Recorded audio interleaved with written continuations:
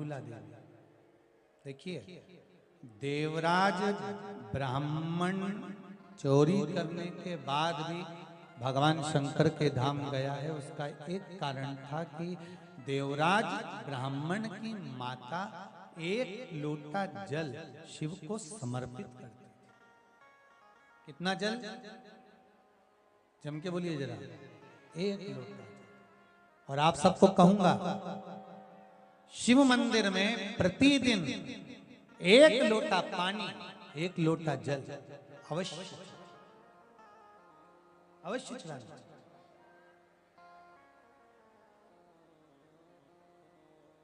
एक लोटा पानी भगवान शंकर को अवश्य चढ़ाना। क्या होता है? 3 दोष समाप्त होते हैं एक लोटा पानी शिव जी को चढ़ाने से। 3 दोष। पहला पितृदोष, दूसरा वास्तु दोष और तीसरा कालसर्प दोष। जब हम घर में से जल लेकर जाते हैं तो हमारे घर का पानी जब जाता है तो घर का जो वास्तु केंद्र होता है वो रसोई घर होता है। रसोई घर में से जल ले जाकर शिव जी को चढ़ाते हैं तो उससे वास्तु दोष समाप्त होता है। दूसरे नंबर पर है पितृदोष। घर का जो मटका होता है, परिंडा होता है, हंडा होता है, वो पितरों का स्थान होता है। उस पितरों के स्थान पर जो जल भरा होता है उसमें से अगर भाग भगवान शिव को चढ़ाया जाए तो पितरों का देवता आर्यमा भगवान शंकर के कहने पर चलता है। इसलिए वो भाग जब शिव को प्राप्त होता है तो आर्यमा संतुष्ट होकर पितरों को भी फल प्रदान करता है। तीसरे नंबर पर कालसर्प दोष। भगवान शंकर को एक लोटा पानी अगर चढ़ा रहे हो, भगवान शिव पर एक लोटा पात्र जल का अगर चढ़ा रहे हो तो आपका कालसर्प दोष समाप्त। कालसर्प दोष होता कैसे? शंकर भगवान का चढ़ा हुआ जल तुलसी जी में चढ़ाने से पत्रिका में कालसर्प दोष हो जाता है। जैसे माँ जो होती है ना, घर की जो माँ होती है, अगर गर्भ में बच्चा है, गर्भ में संतान है, और वो शिव जी पर अगर एक लोटा पानी जैसे शंकर जी पर जल चढ़ाया, थाली में सारे भगवान को निला लिया, गणेश जी, देवी जी, शंकर जी, सारे देवताओं को एक ही थाली में रखकर स्नान कराकर वो शंकर का चढ़ा हुआ जल जब चढ़ाया जाता है तुलसी जी में ले जाकर लोग डाल देते हैं, उससे जो बच्चा जन्म लेता है उस बच्चे की पत्रिका में कालसर्प दोष आ जाता है।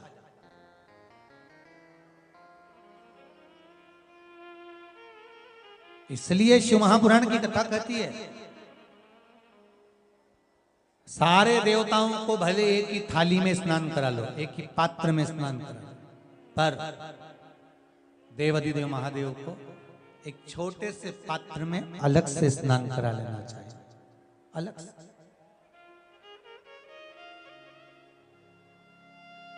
और उस पात्र का जल शिव जी को समर्पित करा हुआ जल तुलसी जी में नहीं डालना।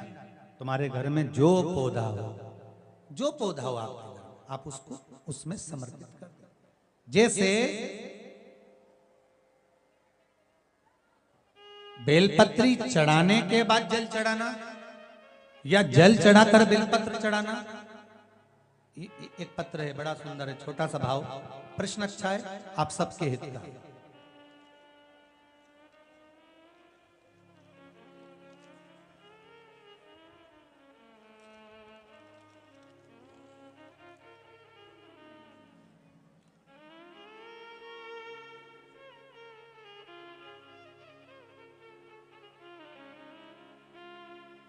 अरुणा जी अग्रवाल जयपुर, झरना जी अग्रवाल जयपुर राजस्थान से इन्होंने प्रश्न किया है, गुरुदेव दूध, कच्चा दूध केवल शिवलिंग पे चढ़ाना चाहिए या पूरे शिव परिवार पे चढ़ाना चाहिए?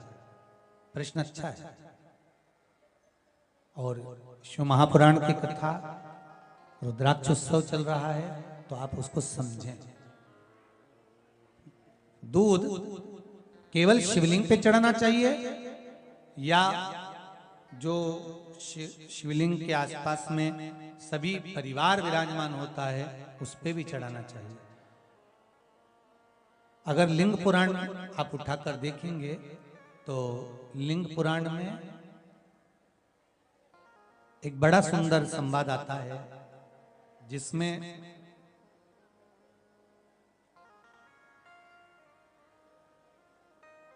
पीले कलर के शिवलिंग का वर्णन आता है। सफेद, लाल, पीला और काला, ये शिवलिंग का आपको पहले वर्णन करा है। ब्राह्मण सफेद मट्टी का शिवलिंग बनाता है, वैश्य पीली मिट्टी का शिवलिंग बनाता है, क्षत्रिय लाल मिट्टी का शिवलिंग का निर्माण करता है, शूद्र काली मिट्टी का शिवलिंग का निर्माण करता है। काली मिट्टी के शिवलिंग का निर्माण करता है। ये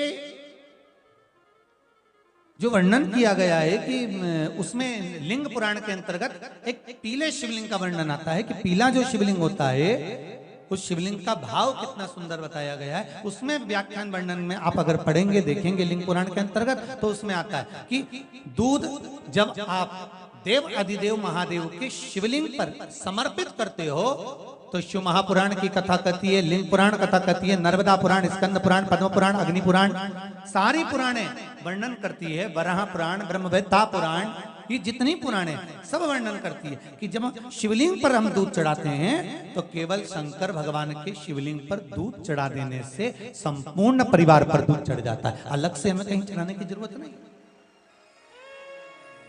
अलग से हमें कहीं दूध ले जाकर चढ़ाने की जरूरत नहीं कि हमें गणेश जी को अलग से चढ़ाना पड़ेगा, देवी जी को अलग से चढ़ाना पड़ेगा, कार्तिकेय जी को अलग से चढ़ाना पड़ेगा या नंदी को अलग से चढ़ाना पड़ेगा। तो जो प्रश्न करा है जन्ना जी अग्रवाल जी ने, जयपुर राजस्थान से हैं, सुंदर प्रश्न करा है।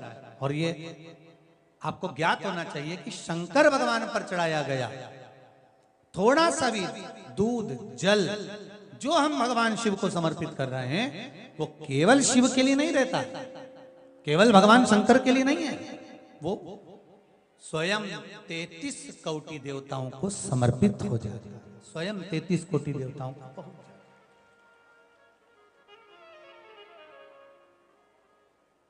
अलग से देने की जरूरत नहीं होती।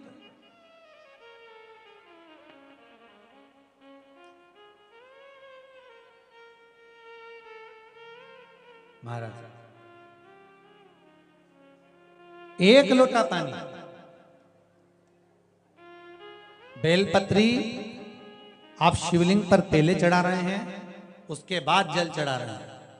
दूसरा, जल चढ़ाने के बाद बेलपत्र चढ़ा रहे हैं। ये दो अलग अलग क्रम है शंकर भगवान के पूजन के। आप समझ लीजिएगा जरा, ये प्रसंग कभी नहीं आया, आज आया है तो उसको समझ।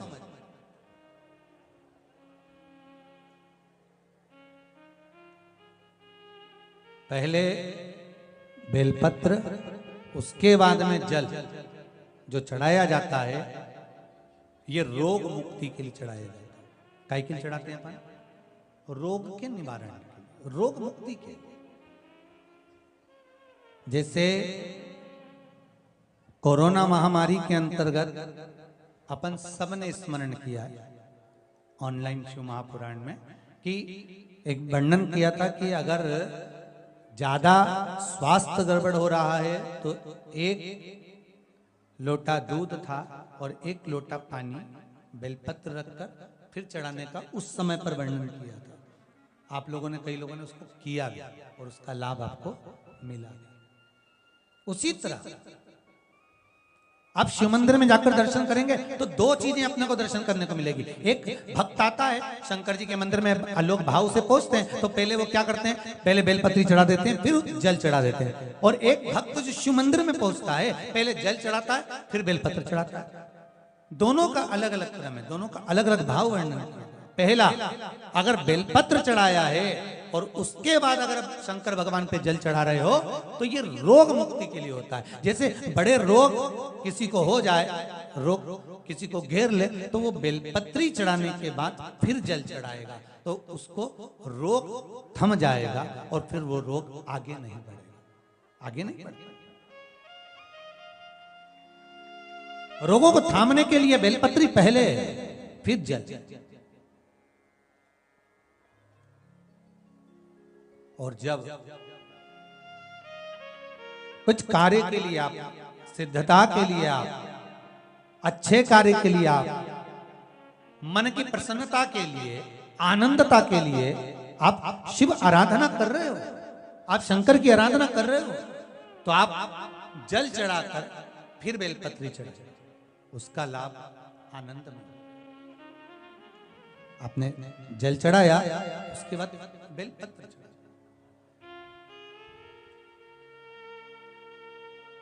बस एक बात का स्मरण आपको होना चाहिए शिव महापुराण का, कि जब भी आप भगवान शंकर को बेलपत्र चढ़ाते हैं, बेलपत्र समर्पित करते हैं, बेलपत्र समर्पित करते समय प्रयास करा करें कि ये बेलपत्र को जब भी आप समर्पित करें, प्रयास करें कि बीच की जो पत्ती होती है बेलपत्र की, मध्य की जो पत्ती होती है, उसको अंगुष्ठ से पकड़ा जाए।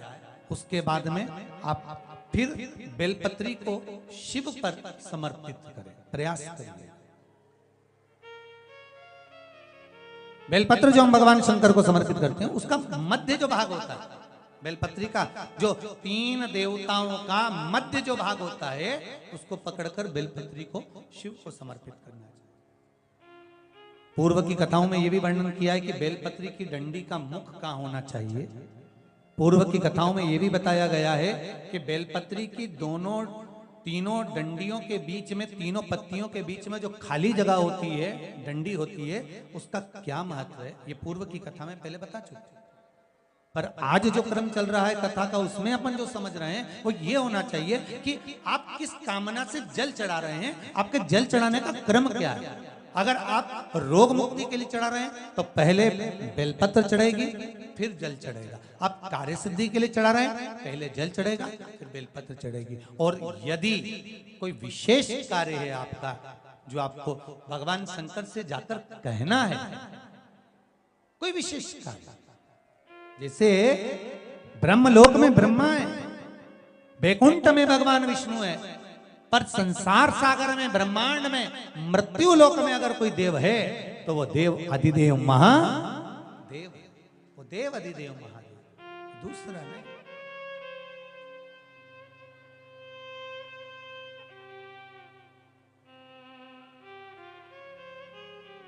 कोई दूसरा नहीं है। भगवान दया करना, मैं तेरे भरोसे हूँ। भोलेनाथ दया करना, मैं तेरे भरोसे हूँ। ना घर के भरोसे हूँ, ना परिवार के भरोसे हो। सब गाइए। ना घर के भरोसे हो, ना परिवार के भरोसे हो। भोलेनाथ दया करना, मैं तेरे भरोसे हूँ। भोलेनाथ दया करना, मैं तेरे भरोसे हूँ। जिसको एक भरोसा होता है शंकर का, भगवान का एक भरोसा होता है, डिगता नहीं है, डिगता नहीं है।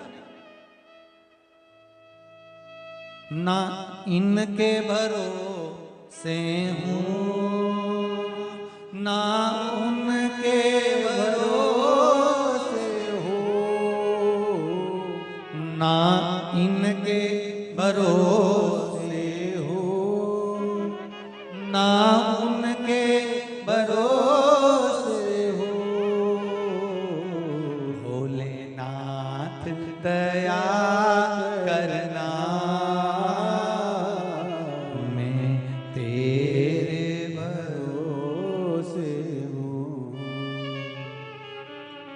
भोलेनाथ दया करना,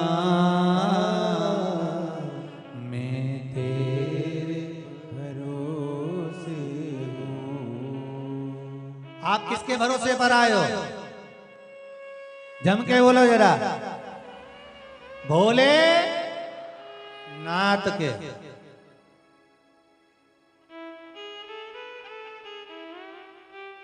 शिव के भरोसे, और जो उसके भरोसे पर रहता है फिर वो